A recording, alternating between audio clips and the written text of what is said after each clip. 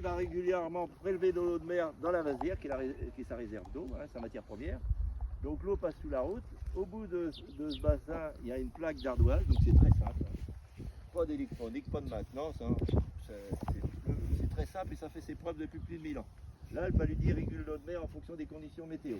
L'eau descend dans ce bassin grâce à la gravité. Il y a une pente d'un 5 millième, 1 mètre pour 5 km. Vous voyez une pente très douce pour que l'eau avance très lentement. Pourquoi? Pour favoriser l'évaporation.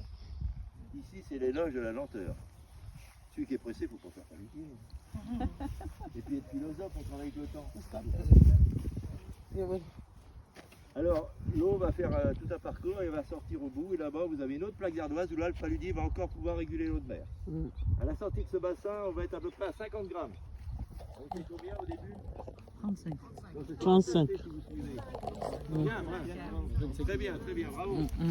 50, vous voyez, ça monte petit à petit. I will suivre mon chien. Ah oui, c'est mon camp. Salaria que se vai me gostou. Il y a une. Ok.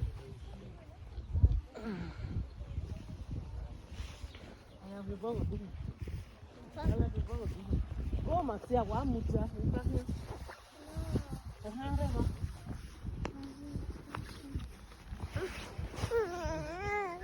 It's okay.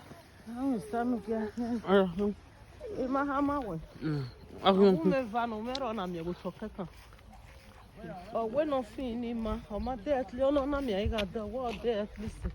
enfin qu'il y a un peu de l'oro. Awesome. Les œillets, c'est les cristallisoires. Les œillets, ils sont séparés les uns des autres par une petite plateforme. Vous voyez, il y a un petit rond là. Le paludie va déposer son sel. L'œillet, c'est l'unité de production. Quand on dit un paludie à tant d'œillets, c'est un peu comme si on disait un paysan à tant d'hectares.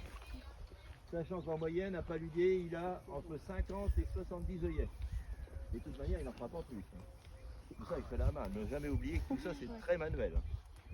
Alors, on a d'autres bassins. Beaucoup de Alors, travail. tout le long, ces bassins, on les appelle les phares. Les phares. Au bout là-bas, tous ces bassins, c'est également des phares. Et devant, vous avez deux grands rectangles qu'on appelle les adernes. C'est la réserve journalière d'eau de mer.